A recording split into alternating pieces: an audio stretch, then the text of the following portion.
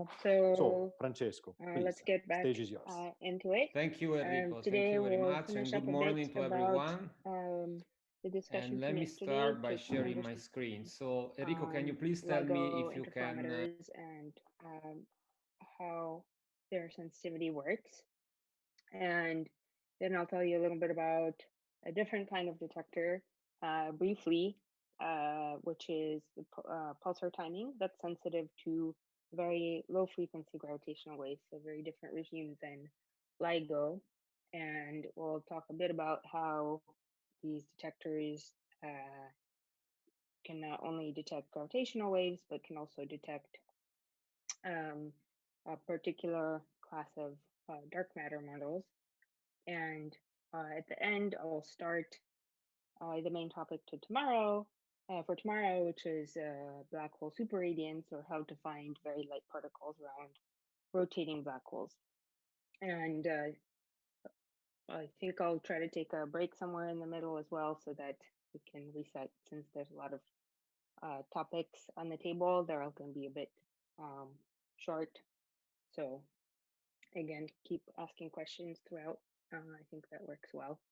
So as we discussed yesterday, you have gravitational wave signals with a strain that depends on the power that's emitted in gravitational waves, and it leads to an effective change in the distance between the interferometer arms of the LIGO detectors. Where we stopped was discussing what kinds of noise contribute to the LIGO detector. This is the noise curve from a couple years ago. And so let's go back to understanding how the signal and noise works. And this discussion is a fairly qualitative level, because this is a whole field of research, but I want to just give you a flavor of how these things scale. So what are the limiting noise sources? As we talked about, there's at low frequencies, there's seismic noise, which requires isolation. But the dominant source of noise is coming from the light itself, which is this purple curve here. So how does that work? Well, for excuse that, me, Masha. yeah. Excuse me, Masha. We cannot see. Oh, You are in the what's first that? slide. Okay. Oh, okay. That's weird. Okay. Thank you. Right. So this is the interferometers. You have the strain, which leads to changes in the arm length. And then you have the noise curve here. Thank you. And so the limiting noise sources, like I said, are the seismic noise at low frequencies here. And but the dominant noise these days over the largest range of frequencies is from the laser light itself. So let's go back a few steps to how the interferometer actually works, how we get the sensitivity. So here we start with a laser, and light travels down through a beam splitter and bounces off the end mirror. Forget these intermediate mirrors for a second, and goes into the photodetector. The other half of the light goes down the other arm and comes back. And the phases that it accumulates in passing to the beam splitter and the mirror give you destructive interference when the arm lengths are exactly equal. So if you have a gravitational wave that's arriving at the interferometer, like shown here, transverse to the plane of the interferometer, it'll stretch one of the arms and shrink one of the arms at the frequency of the gravitational wave. And that will change the interference pattern. So it converts the Michelson interferometer, this is called the Michelson interferometer, converts gravitational waves to the light power output at the detector here. So this is just showing the same thing again. And the output power of the detector is the power that you put in times the difference in path lengths along the X arm and the Y arm. The momenta, the photons traveling are the same, so the momenta of the photons are equal.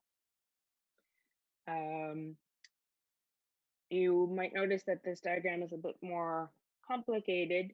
There's these extra mirrors shown here, and roughly the function of those mirrors is to add multiple bounces of the light.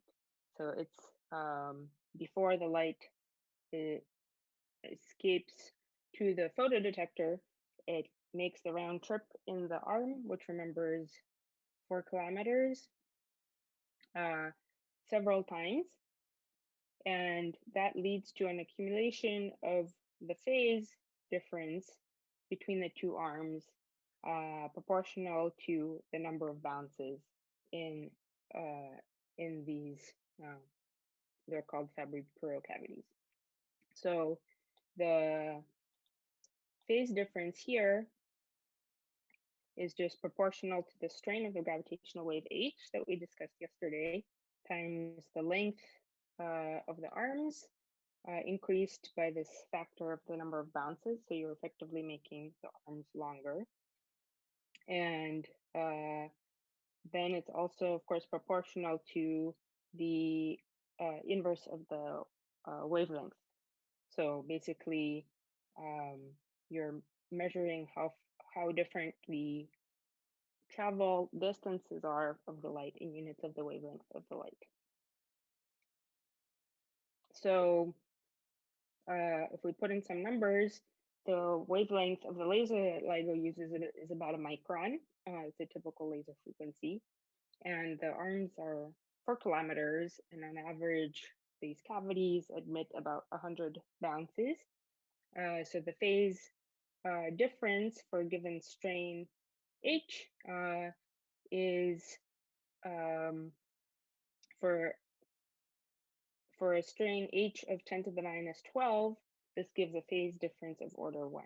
So if we plug in a micron here, 4 kilometers times 100 here, then you see that 10 to the minus 12 fractional change in the length of the arms will give you a shift of order 1 in the phase, a relative phase of the light, which will move you from, so if this is the if this is what the photodetector sees as the gravitational wave passes through, you'll move from destructive interference here to constructive interference here. So you'll move order 1 of the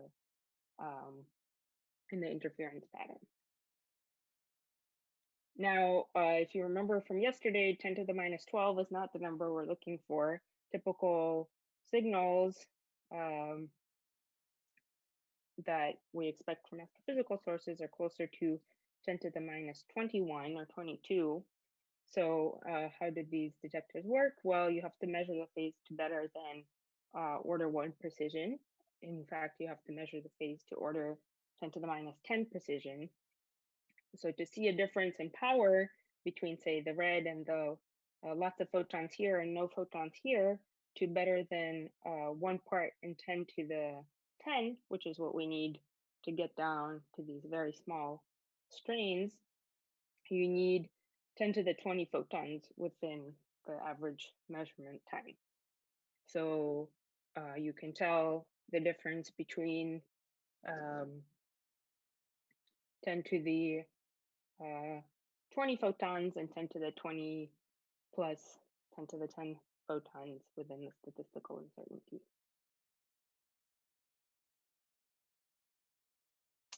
Any questions on the basic setup? Because otherwise the rest won't make sense.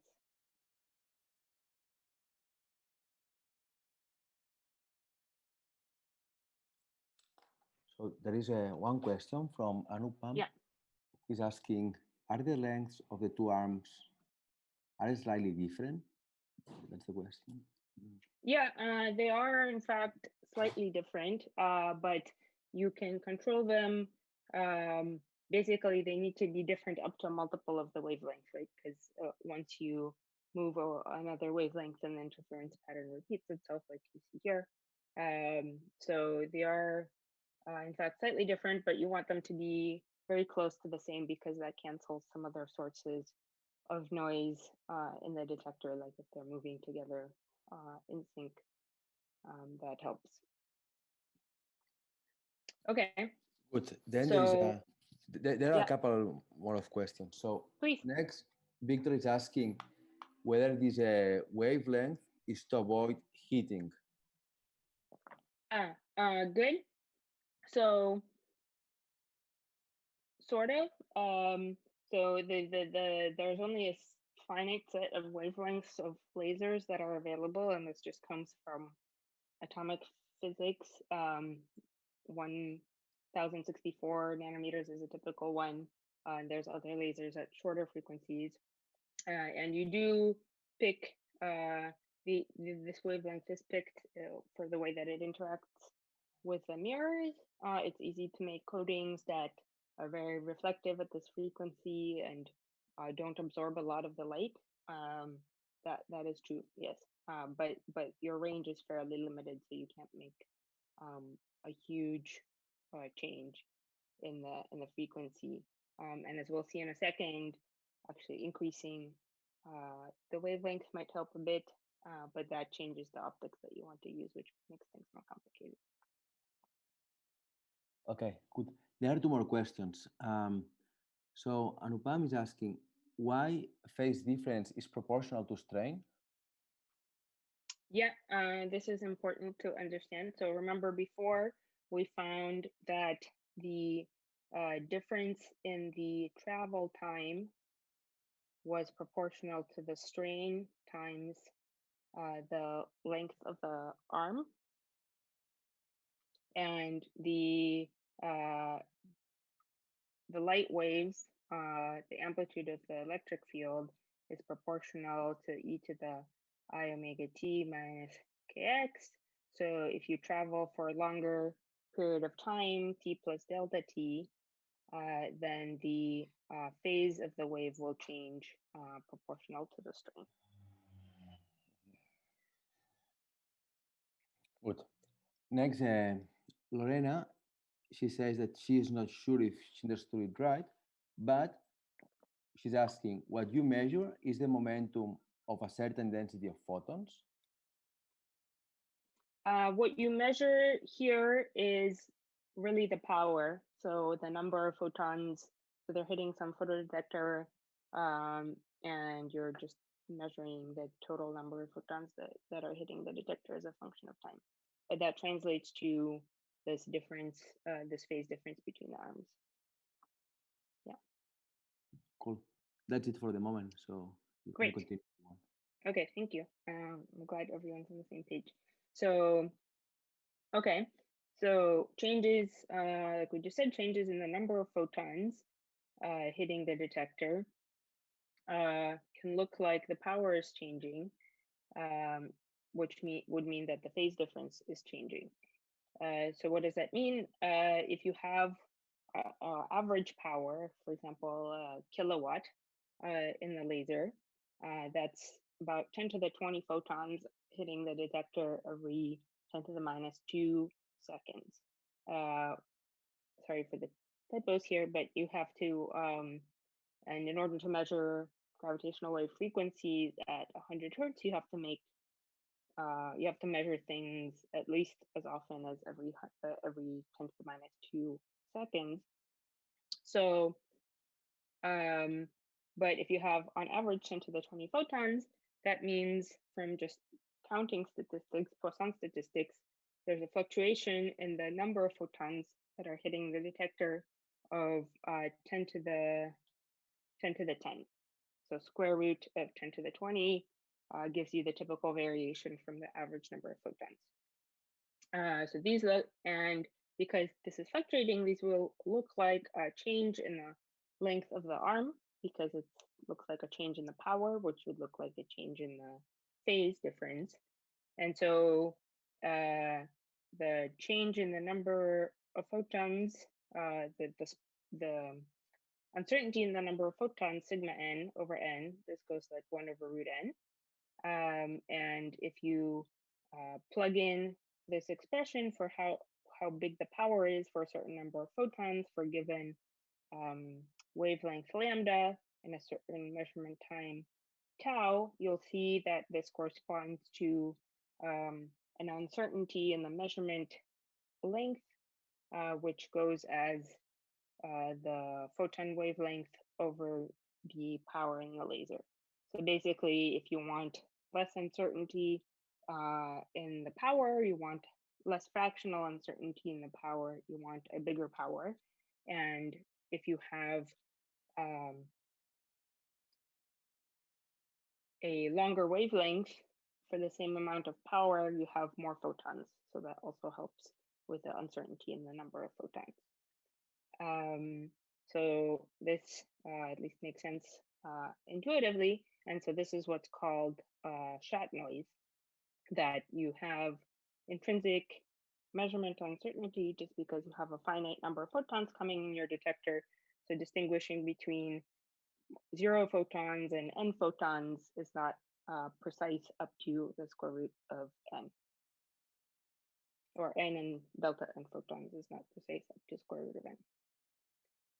Okay, so, well, if we have this kind of uncertainty, we just said just have more photons, right? You can keep increasing the power, and that's actually part of what LIGO does. You can see there's this thing here called the power recycling mirror, which means that you can only turn up your laser, which is already a very impressive laser, so much, but you can keep once the light enters the interferometer, you can keep it cycling back and forth, bouncing off this mirror, and build up the amount of actual power that's in the interferometer at any given time. So that's what this power recycling mirror is doing. And that's improving, that's decreasing this uncertainty in the length of the arms. And notice that this is just measurement in the number of photons at the photodetector. So this doesn't care about the strain of the gravitational wave. It doesn't care how long the actual arms are, because you're just counting photons here. So if you increase, another way to help with this issue is if you increase the length of the arms, remember the signal delta L signal is proportional to the strain times the length of the detector, right? It's a fractional, the strain is a fractional change in the length or the time travel in the interferometer. So that means that if you increase the length of the detector, the signal will go up, but the noise will stay the same. So that's also a way to increase the signal time, increase the signal to noise of the interferometer. Okay, so let's say we want to keep increasing the power. In principle, you could get infinite precision, right? Well, that's not how it works, because increasing the power increases the force that's applied on the mirror. And if the force was perfectly constant, then this wouldn't matter. You just push on the mirror a little bit, but it would be the same in both cavities, and it would stay constant over time. But again, laser light doesn't have a constant force. There's some fluctuations in the force that's hitting the mirrors because, again, of the quantum nature of the light. So for a perfect mirror, there's some variation in the force that the laser applies on the mirror. And these fluctuations in the power will give fluctuations in the force. Basically, you just have radiation pressure, just the force of the photons hitting and getting reflected back from the mirror varies over time. And if you have, so the force goes as the power. So the fluctuations in the force go as the fluctuations in the power, which again go as the square root of the power. And then if you think of the mirror as a little oscillator that oscillates at a range of frequencies, you can find that the corresponding change in the position of the mirror, x, goes as the force applied on the mirror over the frequency squared and over the mass of the mirror. Here, m is the mass of the mirror. So this is just a harmonic oscillator relationship. And so if the force is varying by some amount, then the position of the mirror will also be fluctuating by some amount, which is proportional in this case to the square root of the power. So if you have, so unlike the shot noise, which is inversely proportional to the, and this should be like a delta here. Unlike the shot noise, which decreases when you increase the laser power, the noise from radiation pressure increases as you increase the power. And it actually also increases at lower frequencies. If you look at the amount of noise at low frequencies, it goes up. So this means that you can't continue to turn up the laser power to try to compensate for the shot noise. And this is actually a very fundamental property of measurement in a quantum world. As power is increased, there's this trade-off between shot noise and radiation pressure noise, which is a manifestation of the fact that if you're trying to measure the system more precisely by putting more photons in so you can get a more precise measurement of the difference in the arm lengths, eventually your measurement itself causes a back reaction and disturbs the system you're trying to measure. And this is something that's often referred to as the standard quantum limit, which is kind of an umbrella term for a lot of different measurement limitations that come from this trade-off in the quantum nature of the photons. And you can see that this is, yeah, question? Can I pass you a question? So yes, please. So Ganesh says, this is an engineering question. What are the type of lasers that are usually used here? The laser that's used is like a standard 1 micron, 1.0406 micron laser. I'm blanking on the actual name for it at the moment, but yeah, it's a near IR laser that's goes through a lot of, actually this is a very simplified diagram here, but there's actually a much more complicated system than what's shown here in terms of many more mirrors and cavities that act to what's called clean the laser to make sure that the phase and the power are stable that go into the interferometer and so on. So the laser itself is kind of more or less regular laser, but then it goes through a lot of iterations before it enters the interferometer to actually get the light that you want. Okay, no more questions for now. Great. This fact about this trade-off in the noise was known in the original LIGO proposal. I mean, it was known for a long time, obviously, but I liked reading one of the original LIGO proposals, which talked about this point. So the radiation pressure fluctuations are proportional to the square root of the power, like we discussed. The sensing shot noise is proportional to 1 over the power. Consequently, there's some optimum circulating optical power in the interferometer to minimize the total noise. So you can set the two fluctuations equal to one another and solve for what power optimizes that. And this gives you some optimal strain sensitivity, which goes as 1 over the length of the detector, 1 over the mass to the 1/2 of the mirrors, because if the mirrors are heavier, the light doesn't push on them as much, or rather the reaction to the force of the light pushing on them is smaller. The amplitude of the fluctuation to a given force is smaller, just from F equals ma.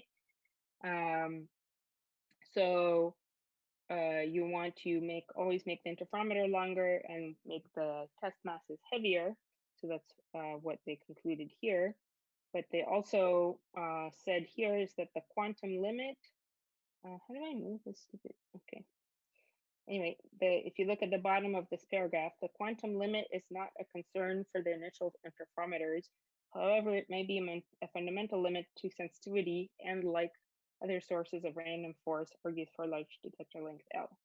So if we go back to this noise curve, you see that today, or this is from a couple years ago, indeed the quantum noise, which is the purple line, basically dominates most of the noise budget.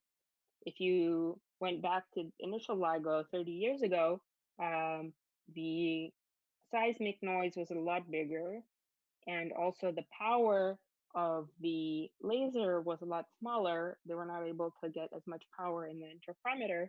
So relatively speaking, the shot noise was dominating compared to the radiation pressure noise, which is what dominates at low frequencies.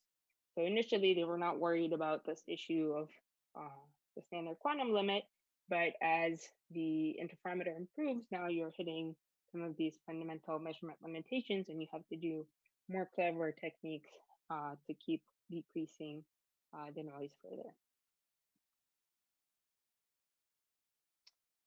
Questions?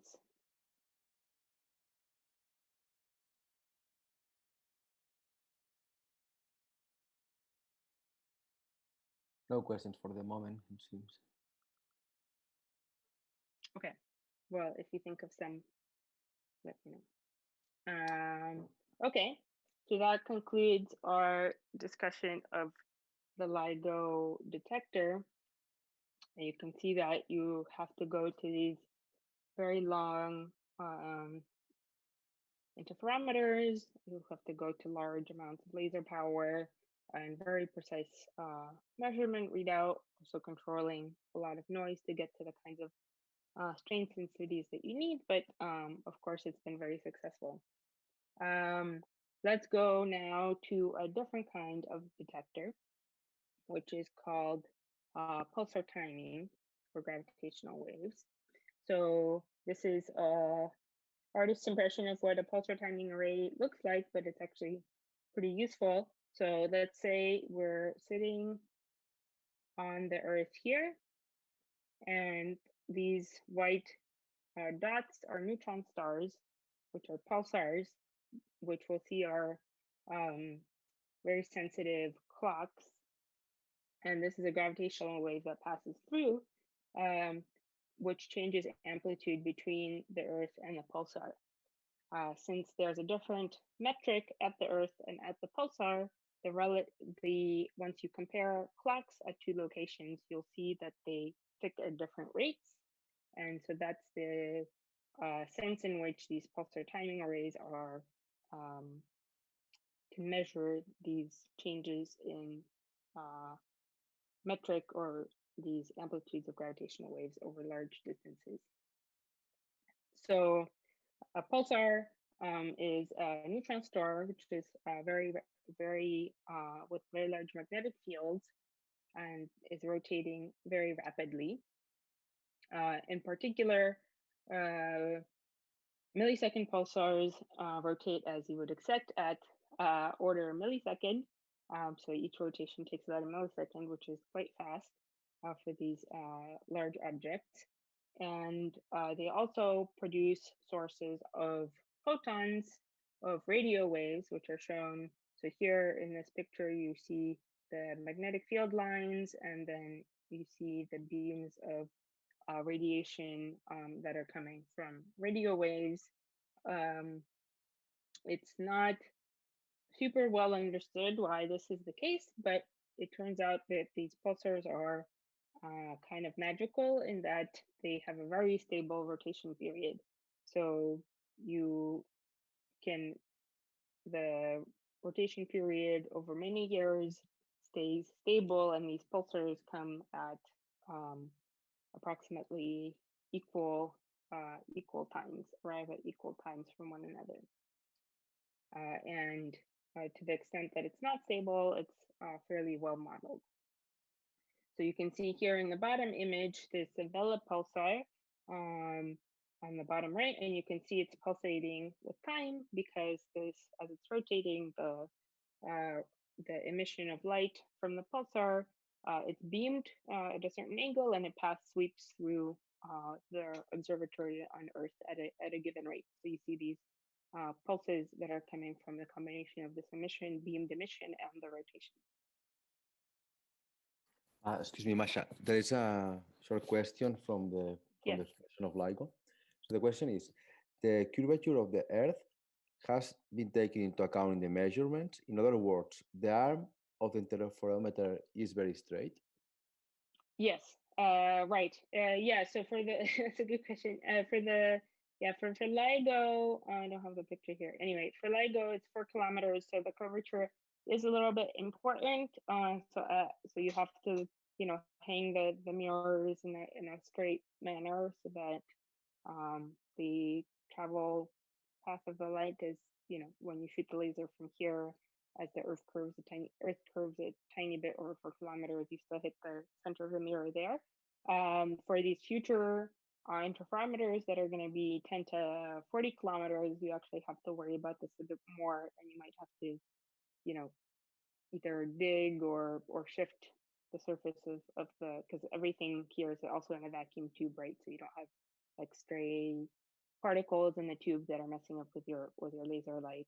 So that will be more of an issue for the longer interferometers.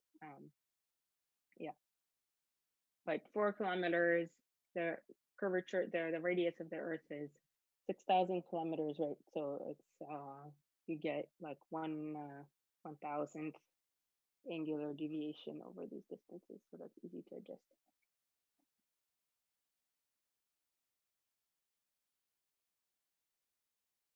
No more. Any other questions on LIGO while we're still on the topic?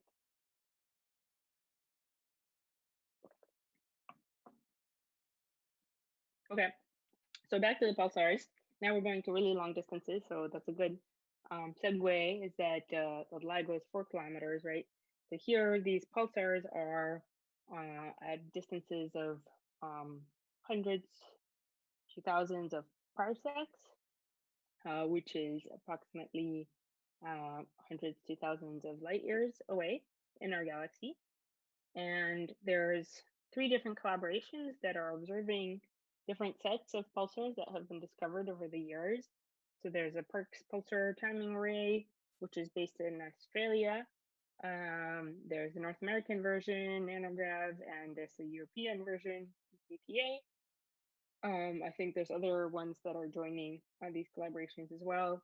And they've been so each one is measuring a few dozen pulsars.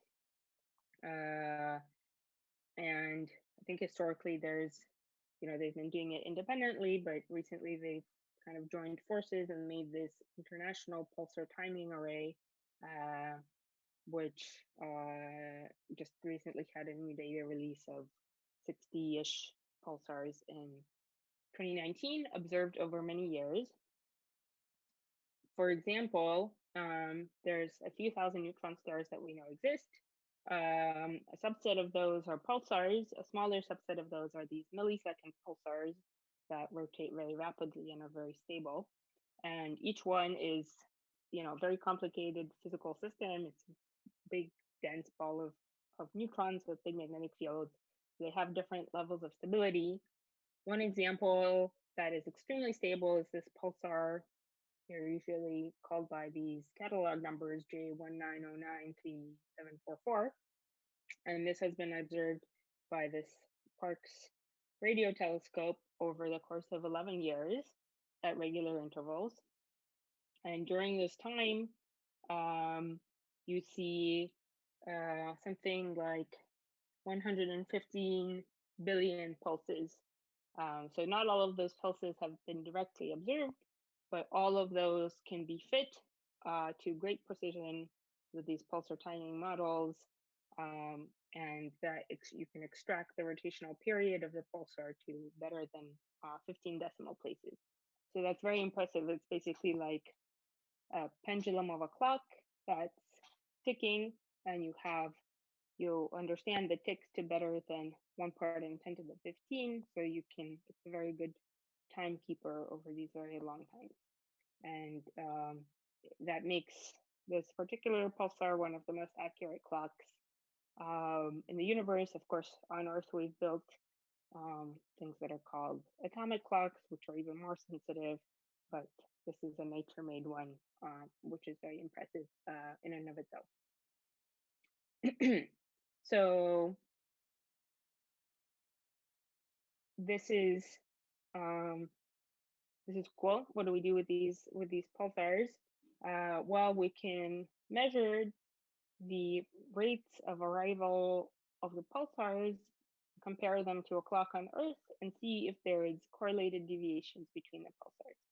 And these pulsar timing arrays, by looking at these deviations, the pulsar timing arrays can look for low frequency gravitational waves between 10 to the minus 9 and 10 to the minus 7 hertz.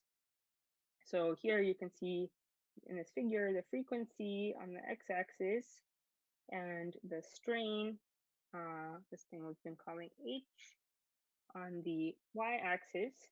So we've been talking about LIGO here. We've also mentioned briefly yesterday LISA, which is at lower frequencies and has to go to space. And here's the International Pulsar Timing Array with this kind of sensitivity.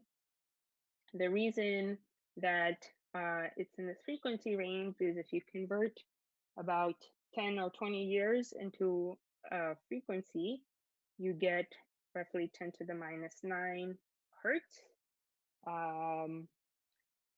A year is 3 times 10 to the 7 seconds.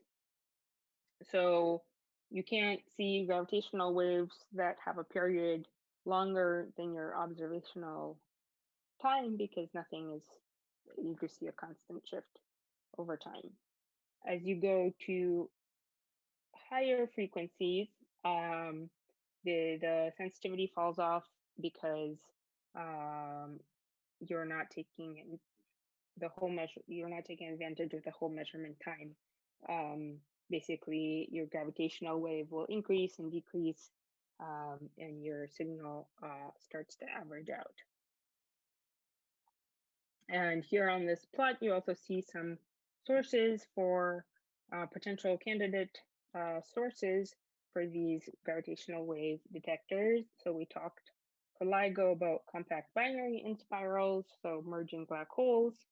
And then in your other gravitational wave lectures, you've been hearing a lot, or will be hearing a lot about the stochastic background.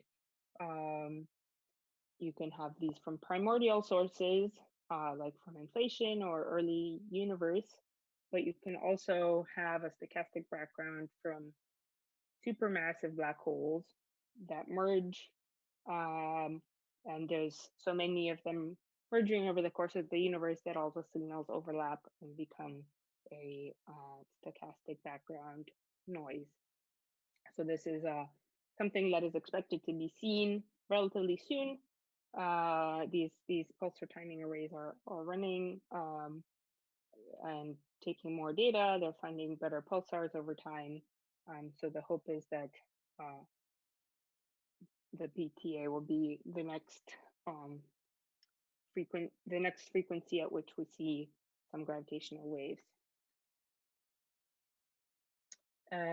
So let's just go through in a bit more detail how it actually looks for these gravitational waves. So again, if the gravitational wave passes between the Earth and the Pulsar system, the time of arrival of the pulsar signal will change. So in the absence of the gravitational wave, so this is, you're measuring the power in the pulse. So you see these pulses at some regular intervals. My intervals aren't very regular because of my drawing skills, but so you'll see something like this as a function of time. But if you have a gravitational wave with some amplitude h at the pulsar, P here stands for pulsar, which is different than the strain at the Earth, E stands for Earth, then you'll have a fractional difference between the two in and the time between pulses. So the pulses will get, this is very exaggerated, but the pulses will get further apart or closer together. And there's a prefactor here. So this is the change in the frequency of the pulses over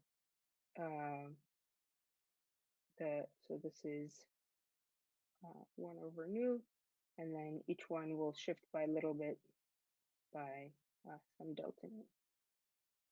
So, and this is all proportional to some geometric factor, which depends on the polarization of the gravitational wave and the relative locations of the Earth in the pulsar system.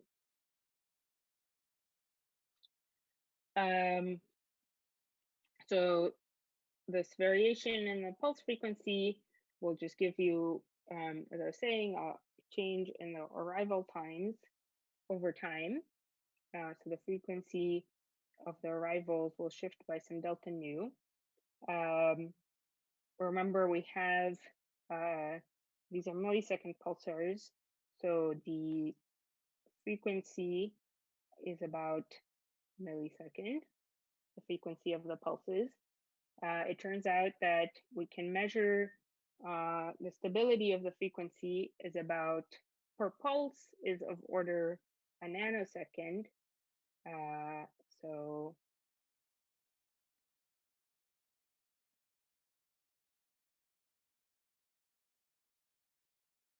this is how intrinsically stable these clocks are. So if there's no gravitational waves, the jitter and the arrival times of the pulses will be of order a nanosecond. So we can get a fractional precision for measuring just several pulses of a nanosecond over a millisecond, which is about 10 to the minus 6. So this is a fractional precision, which is proportional again to the strain of the gravitational wave. So that's not very impressive, but once you consider the fact that you have many pulses, remember we had up to 100 billion, so 10 to the 12-ish, 10 to the 11, 10 to the 12 pulses over the whole measurement time. So again, we can reduce the measurement error just by averaging over a large number of measurements. So h many pulses is going to be the square root of 10 to the 12 pulses, 1 over, times the intrinsic precision, which is 10 to the minus 6. So this gives 10 to the minus 12. And then you collect many pulsars, say 100, and you correlate the noise between them. There's other tricks to subtract additional noise sources, so then you can get down to 10 to the 13, minus 13, 10 to the minus 14, which is roughly the level that you're seeing here. So it's a very different type of signal that you're looking for. The signals tend to be a lot bigger, but your sensitivity is a lot worse than in LIGO when your strain sensitivity was of order 10 to the minus 21 to 10 to the minus 22. Here it's more like 10 to the minus 14. But all you have to do is you have to stare at these pulsars. I mean, not all you have to do is the telescopes and the observations are still difficult work, but the clocks itself are placed for you out there in the sky, and you get these very good precisions, which is very cool. Okay, questions on this?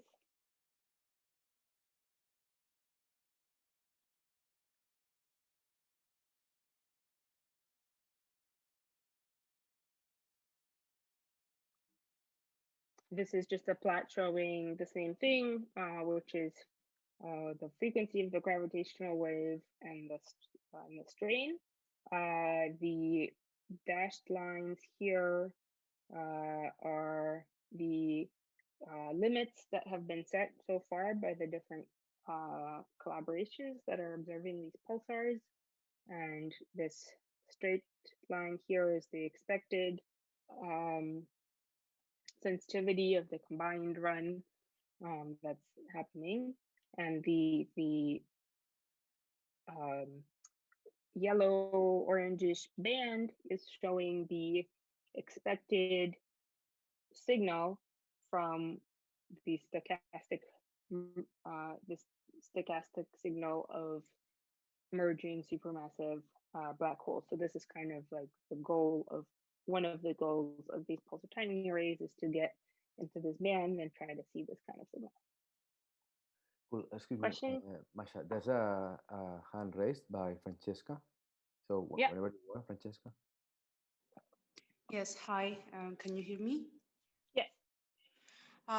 So I didn't know about this method of measuring gravitational waves. It looks very interesting to me, but as everything that is in the universe, instead of being in our laboratory, it is something arranged by somebody else, we can say. Yes. And in the lab, we perfectly know the background.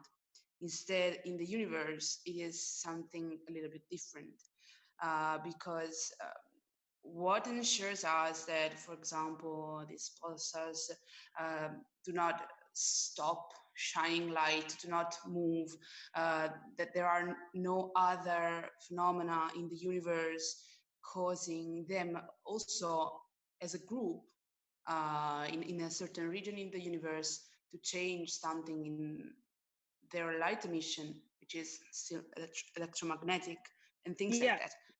Yeah, that's a great question. I mean, that's basically where all of the work of these analysis go into, is trying to understand these issues. So one point is that really when you're looking at these gravitational wave strains, what you're doing is you're not really measuring the gravitation. So you have the Earth here, and you have a bunch of these pulsars in different places. So you're measuring the difference in clock timing at the Earth compared to at the different pulsar locations, and you're looking for correlated changes across all of the different pulsars. So you're really, what I didn't emphasize, which is important, which is that your gravitational, your change in the frequency is proportional to both the strain at the Earth and the strain at the pulsars. And so you do an analysis in which you combine all the pulsars and are just isolating the term at the Earth. So that's kind of similar to looking at, it's kind of similar to having two LIGO detectors. Each of them might have their own intrinsic noise sources, or the pulsar might stop. It might have a earthquake. These things actually happen. There's glitches in pulsars where the frequency suddenly jumps. But if you see a correlated signal across many pulsars that are light years away from one another, that means that what's actually changing is the strain of the gravitational wave on the Earth relative to the strain of the gravitational waves on the pulsars. But in addition to that, there's also lots of modeling that goes into these pulsars. In fact, we can't tell what they're doing, so there's different terms that take into account, like a drift over time and a frequency of a pulsar, or these jumps in frequency, but that's all kind of taken into account in the analysis, and you extract, that's why there's an intrinsic limit to how well you can do, is that you only understand and can model these things so well. And so that's part of what goes into trying to improve the sensitivity. But absolutely, if you do see so for setting constraints, that's sufficient. If you do see a signal, you have to work very hard to convince yourself that it's not caused by some other effect. And in fact, a few years ago, there was actually some rumor that there might be starting to see something.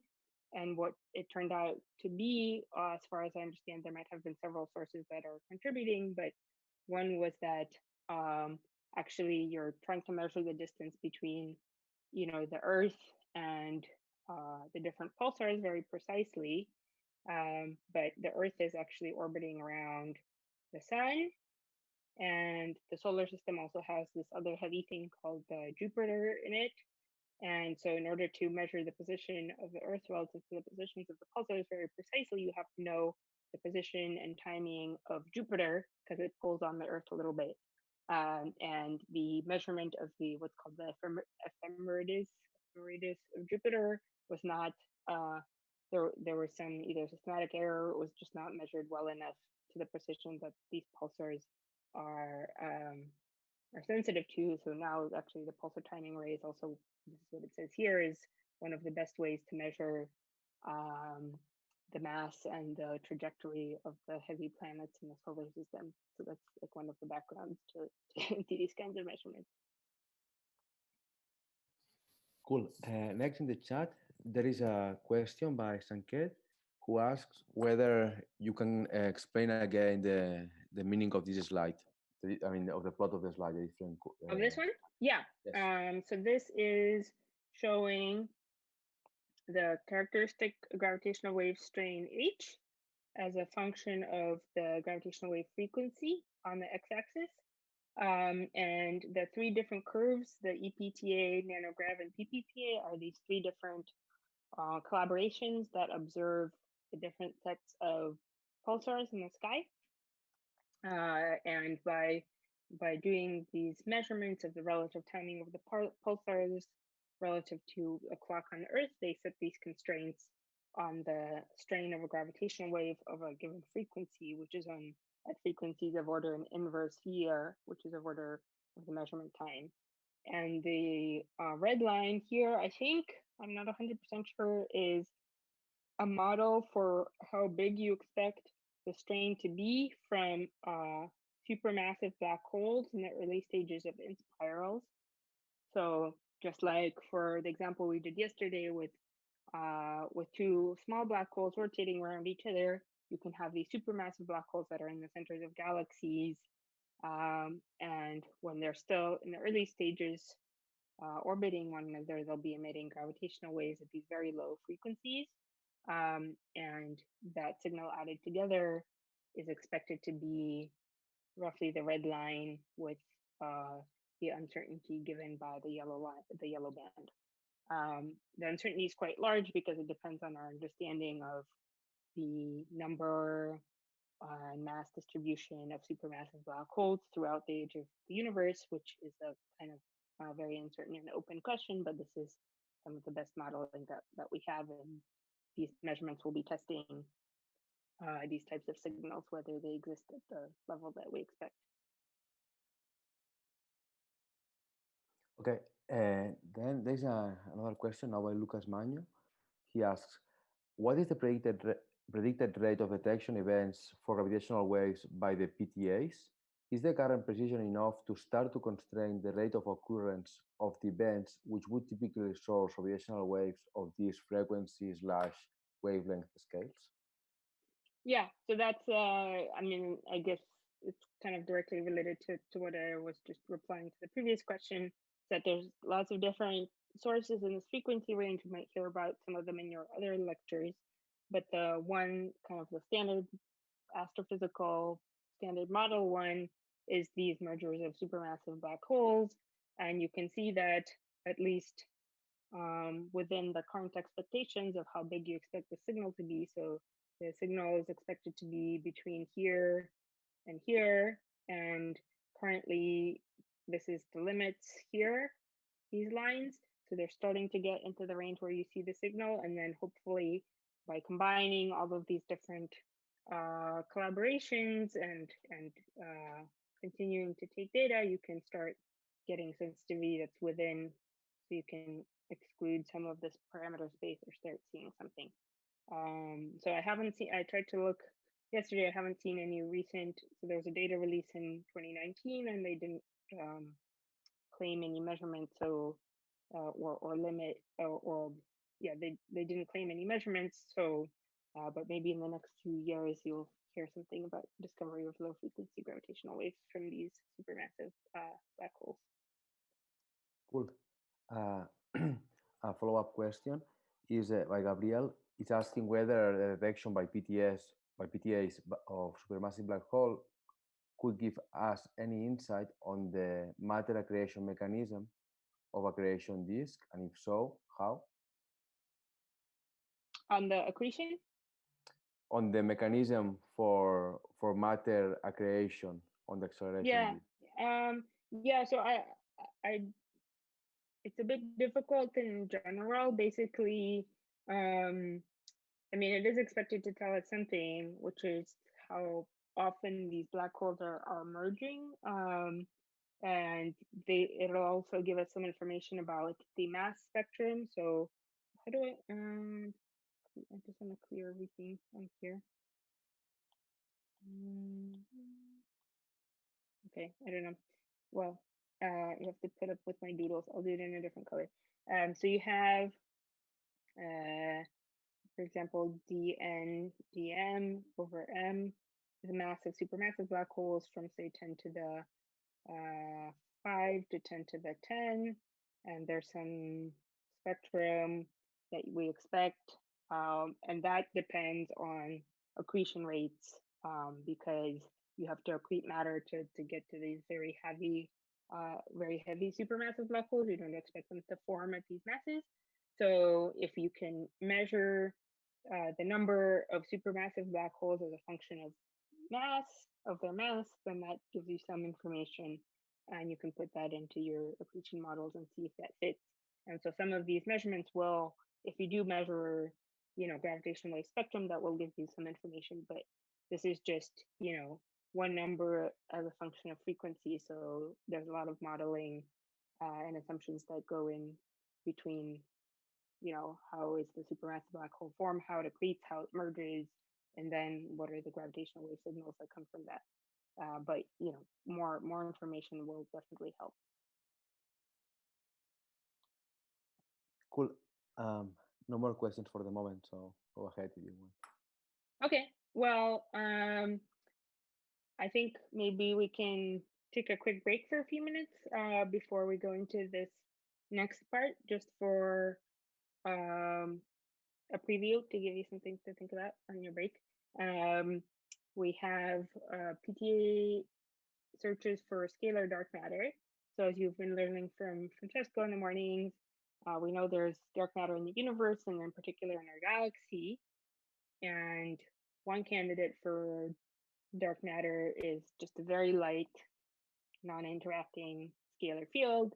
These can come from theories of beyond the standard model with extra dimensions, or you can just add it by hand to the standard model. There's no problem with having this extra field, and it can just be produced in the early universe through inflation. The problem for us as particle theorists and experimentalists is that you can produce this field perfectly fine without assuming any interaction with the standard model. So if it only interacts through gravity, then you won't be able to detect it in any kinds of laboratory experiment. So that's kind of depressing. But there's a cool effect, which is only works over a small range of masses, but we'll see that if the scalar field is very light, it can cause changes in the fluctuations of the metric in the galaxy, and these may be observable by things like the PTA. So yesterday, I don't know if you had time to look at the exercises, but one of the exercises I gave was to look at such a scalar field, phi, and assume it's described by some plane wave, and derive the stress energy tensor, the energy density, and the pressure for such a field. So if you had time to look at the homework, then that's good. If not, maybe take a quick look now in the next 5 minutes, and we'll just take a break. I'll come back in at 50, and we'll start on this problem on the blackboard. So we meet again in 4 or 5 minutes? Yeah. Okay.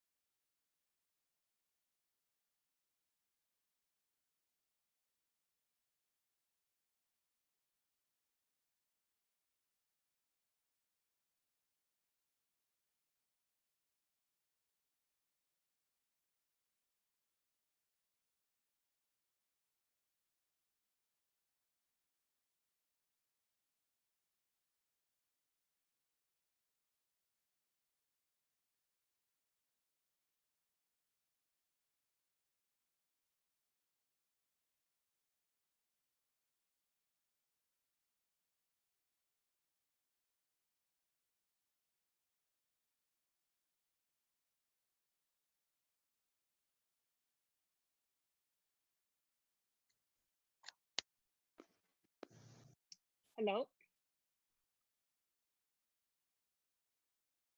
Hi. While people are coming back, are there any questions so far?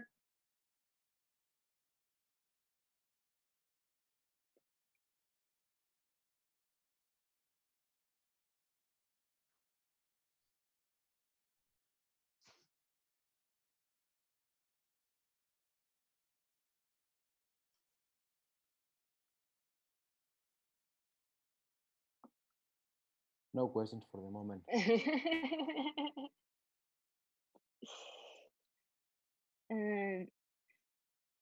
Can you see my? Yeah, it's lecture 2 and a blank Okay, great. page. Okay. Okay, so let's just quickly. Okay, so just a question came. Let me pass it. So, by Sudipta, how to distinguish between the signal from gravitational waves and scalar dark matter? There's several ways. For one, the signal from scalar dark matter has a different angular dependence. So a gravitational wave, like we talked about yesterday, is a quadrupole. So you'll see correlations in different pulsars that are different from what you'd expect with scalar dark matter. Also for scalar dark matter, you expect most of the signal to be at a single frequency. But you know, if there is a detection, then people will work very hard to distinguish the two cases. But I think at this point, the question is how sensitive you can be to the scalar dark matter signal, assuming no gravitational wave background, which might not necessarily be a fair assumption given what we just talked about. But yeah, it's always a good question to ask once you have a signal, is how can you tell it is what you're saying it is? Okay. Next, I'll pass you the last question by yes, Jen. Please. So she's asking, can the union of two gravitational waves produced by different phenomena be detected in different parts of space? How does this nucleated wave behave? If it's not clear, you can ask for clarification. Yeah, I think I understand. So if you have two gravitational waves, two plane waves, and you're observing them at the same time, I mean, it's similar to how you think about interference of light. It's again the same thing. If they happen to be at the same frequency and in phase or out of phase, you'll get constructive or destructive interference at a given point. And then if you go a wavelength away from that point, you'll see a different interference pattern. Typically, you don't expect necessarily sources of gravitational waves to be exactly in or out of phase or have exactly the same frequency. So you'll just have some incoherent sum of plane waves that can be expected. And so that's, for example, what the stochastic gravitational wave background would look like, is you're just adding a bunch of waves that look like this with different coefficients and different phases for different sources that give different momenta and frequencies. And so this will be, you know, you're adding something that looks like this with something like that, then you'll get something that looks like this. And you can observe it at different points in space or time. Cool. So that's it for the moment. Great. Okay, so I'll just outline roughly what the calculation looks like, and I encourage you to go into more details, but just in the interest of time, I'll do a rough outline. So again, going back to the scalar dark matter, let's suppose you have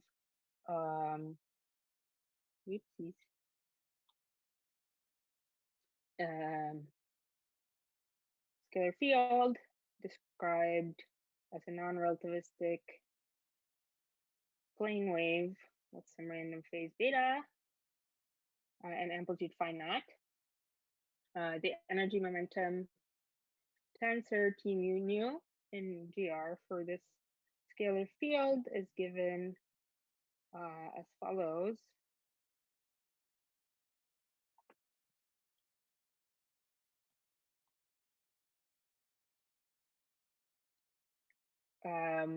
If you're in approximately flat space, so you take G mu nu equals eta mu nu, and calculate, plug in this ansatz, you find that the 0, 0 component of the stress energy tensor, which is also known as the energy density, is at leading order 1/2 m squared phi naught squared, so just the amplitude, plus something at order v squared. So here I'm assuming that the velocity of the field is approximately 10 to the minus 3 of the speed of light. This is what we know from measurements of the dark matter in our galaxy. So this means that k equals mv is much less than the mass. Okay, and then so at leading order, it's independent of space or time. These cosines cancel out. Then the pressure is given by, is more interesting. If you plug it in, it gives you minus 1/2 m squared phi naught squared cosine 2mt plus 2kx plus phase delta ij. So this is, if you did the exercises, this is what you should have found. If not, that's the answer.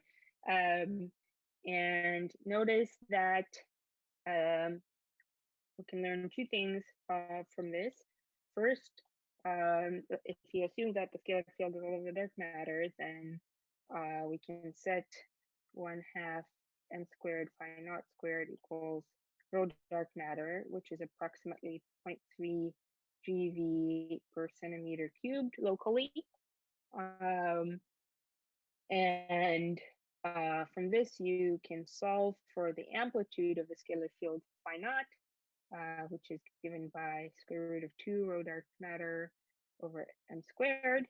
And if you plug in the numbers, this gives you about 10 to the minus 9 m Planck, 10 to the minus 22 eV over m. So the amplitude of the scalar field has units of energy. If you say the range of the scalar field can go up to the Planck scale, today it's of order 10 to the minus 9 of its maximum amplitude for a mass of 10 to the minus 22 electron volts. And if the mass is lighter, the amplitude of the field increases to keep or has to increase in order to satisfy the dark matter energy density. The other point that you see from here is that if you define this as the pressure, the average pressure over time is 0 for times pressure is 0 for times large compared to period, which is the inverse math. So, oops. Excuse me, Masha, since it's a question of what Yes, you are just doing, I will pass it. So Stipta is saying, for matter, pressure is 0, but here we are getting non-zero value. Can you explain, please? Yes, exactly what I was about to say. So good question. So yeah, here you can see that on long time scales, this pressure will actually average to 0. So this is for example, for heavy masses where the oscillation is very fast, or if you're observing over long times, then this is exactly the same as pressureless dust or matter like you're used to in the universe. But the cool observation here is that this scalar field has a finite wavelength. So typically when you think of stealth particles, baryons, dark matter, you think of them as individual particles that are moving around and don't exert pressure on anything. But here it's actually you can think of it as a classical wave. And from this calculation here, you can see that there is actually a non-zero pressure when you're looking at times that are short compared to the wavelength. This is similar to how you have non-zero pressure in. I mean, it's not the same as for radiation. It's not exactly the same calculation, but there you have some non-zero momentum for a given energy. Here you also have some momentum that at a given instance in time is non-zero, so you can measure it. For non-relativistic matter, usually the momentum is very small compared to the energy, so it's basically neglected. So, and this is a clever point that was made in a paper by Chmielewski and Rubakov, which I'll at the end of the lectures I'll put all of this in. I'll put some references for those of you who are interested in looking in more detail. I didn't want to give it to you before because then you'd find all the answers to the homework problems. But so the fact that this pressure is non-zero is that it means that we can look at these, maybe try to observe these oscillations. And what they did was look at, so this is the stress energy tensor. So we're showing that there's components of the stress energy tensor that are oscillating. Now from Einstein's equations, you can relate the stress energy tensor and the gravitational tensor, right? So let's take ansatz for the metric. So we'll see that there's actually fluctuating components in the metric itself because of this scalar dark matter. So let's consider a metric which is Newtonian, what's called Newtonian gauge. So it's good for non-relativistic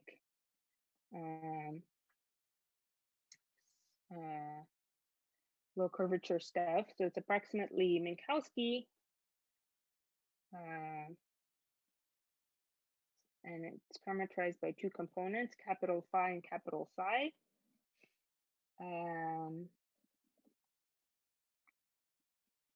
Okay.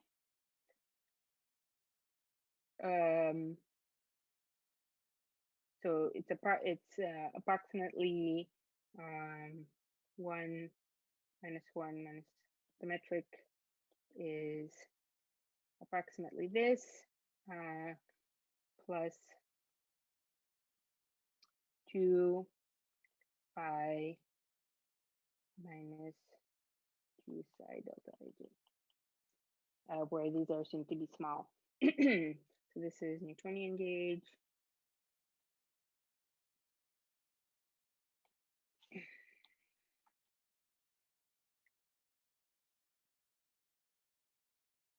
Okay, and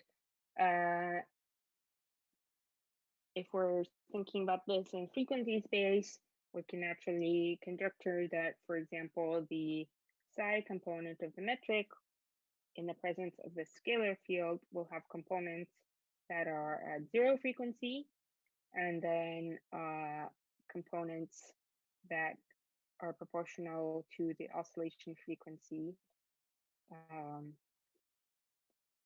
of the wave. So in the notation of the paper, they split it up into a sine and cosine. You can also do exponentials.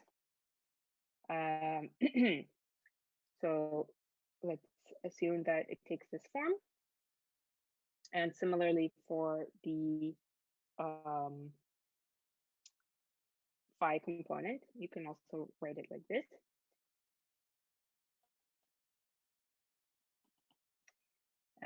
Then you have from Einstein's equations, you find that the derivative of phi, psi, is equal to 2 pi t0, 0, which is 4 pi g rho dark matter.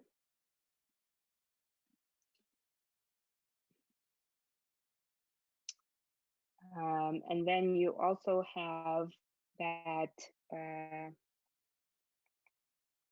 another component of the Einstein's equations give you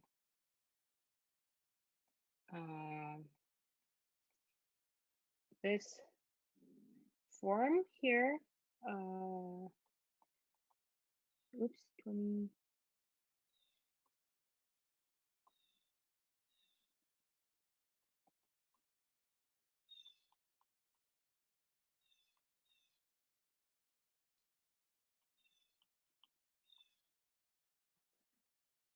So can you see that?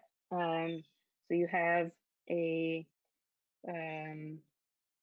so this is from the 0, 0 component of Einstein's equations. This is from the IJ.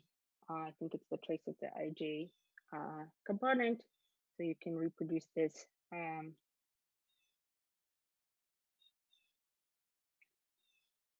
More detail if you're interested. Oops.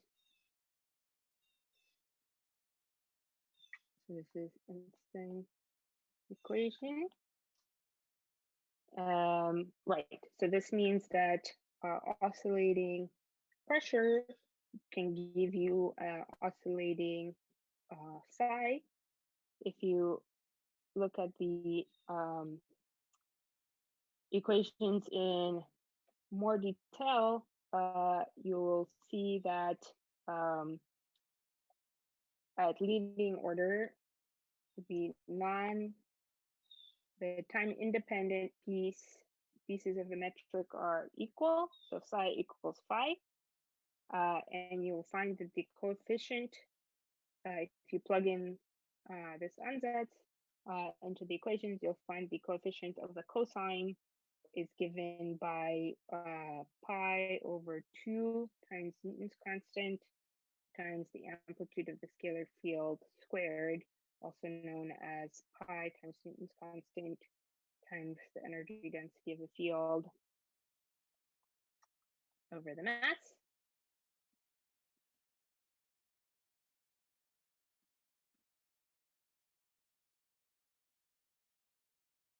So this means that there's a overall constant term in the metric,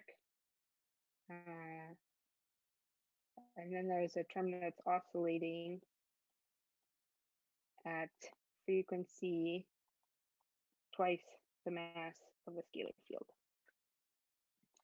So as we have just been discussing in the different situations, if you have some component of the metric here that is oscillating, that is can have physical consequences. It's not a gravitational wave in this case, it's just an oscillating metric component, but it has the same consequences, as in it changes the arrival times of pulses from pulsars, or it can change the light travel time in the LIGO detector. Turns out for LIGO, the signal is way too small, but for PTA, the signal can actually be observable. So any questions on the outline of how to do the calculation?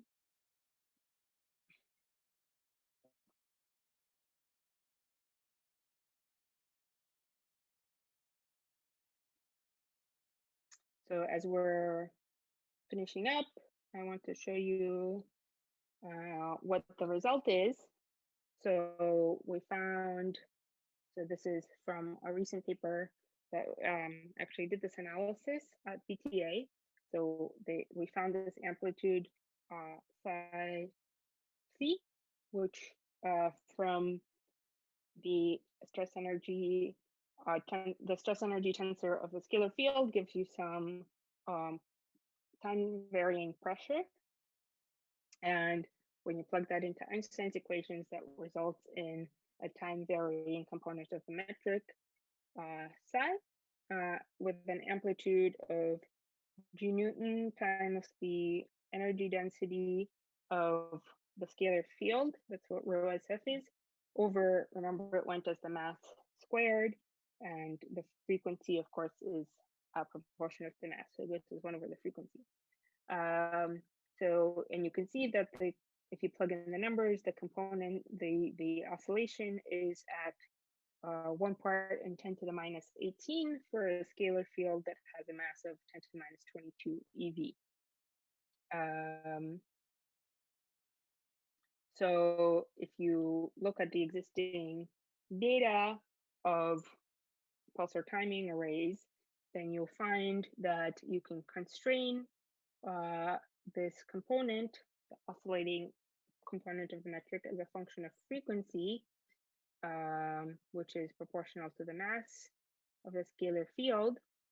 So these different lines, the red, black, and purple and orange, so these lines are constraints. So they're upper bounds on the amplitude of the fluctuation of the metric at a certain frequency. This black curve here is just a plot of this equation, which is saying that this is the expected signal if the scalar field makes up all of the dark matter. So you can see so far, right now, these searches are not super informative because they're just touching the expected line at a narrow range of masses. And in fact, what I haven't told you is that there's other constraints on these very light scalar field dark matter models, which disfavor masses as light as 10 to the minus 23 eV. So this is probably already excluded by other observations. But nevertheless, it's a very cool effect that you have this field that can be the dark matter. It's perfectly happy to be produced during inflation in the early universe. And the only effect that it has is gravitational, and you can use these existing searches for gravitational waves using these pulsars to say something about how much of it there is in our galaxy. And maybe as the searches improve, they'll get to a more interesting part of parameter space where you're saying something meaningful about these energy densities. And so we're almost out of time, so I'll just take questions, and then we can start on the next topic tomorrow or Thursday. Okay, sounds good. So guys, more questions? So here, Tess is asking, is there a physical reason would justify treating the field as a classical field or a condensate state? Yes, good question. It's a bit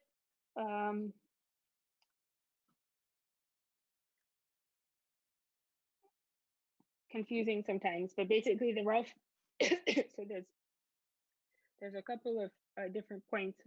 One is just you're saying if you calculate what the occupation value of this field is at these masses, it's something astronomical. So basically at if the scalar field had a mass of an EV, you'd get approximately 1 quanta of the field per de Broglie wavelength in our galaxy. And that increases as, I guess, the mass to the 4th power, or decreases as the mass to the 4th power, because the cube of de Broglie wavelength increases as the mass decreases, as mass cubed, and then the amplitude is also increasing. So maybe it's just the 3rd power. Anyway, so here you're getting huge occupation numbers. So you can treat it as a collective classical field. Now, whether that it has also over the lifetime of the universe, it has even if it started as a kind of cold condensate, as it's falling into the galaxy, it's had many interactions, gravitational interactions, which basically make it look like a roughly virialized classical field. So you can start with any kind of superposition of classical field waves early in the universe, and then as they propagate and fall into gravitational potential wells, they start behaving as you would expect for a field that is seeing the potential of the galaxy. There are, yeah, there's some confusion about how this works in the literature. So, but the basic story is what I just said.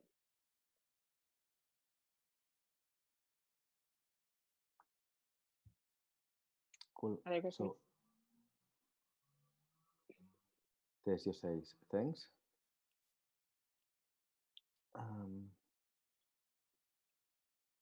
I don't see more questions right now, but okay, sounds good. we had plenty already, and we are 1 minute yes over, so you can So take them in the Q&A later. Sounds good. Yeah, I'll be around. Feel free to ask me in the chats, and please do look at the problem sets. It'll be useful also for next time if you at least take a minute to think about the questions beforehand. Sounds good. Many thanks, Okay, Masha, thanks. for the very nice lecture. So we meet all of us again for the Q&A at 2 p.m. Okay.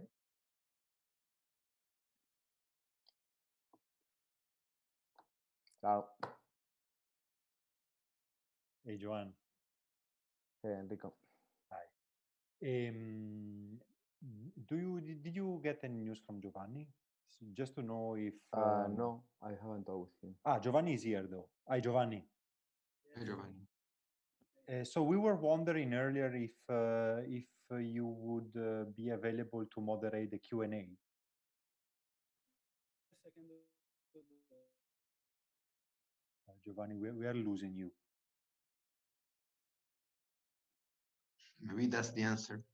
Yes, I think that's the answer, actually.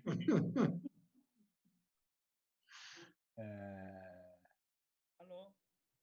Hi, Giovanni. We lost you completely. Yeah, I'm in the office. The connection is very bad. I will move to home soon.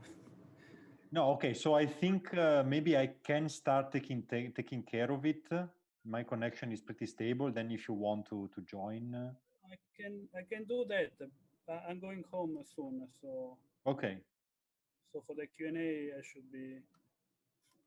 Okay. Well, I'll be around. So if you're home and your connection is stable, you just let me know. Then you can take care of it. Otherwise, I can take care of it. Okay. Very good. Sure. Okay. Enrico, I have to disconnect now, but I will connect for the Q&A. Okay. Well, I will stay online. Okay. Okay.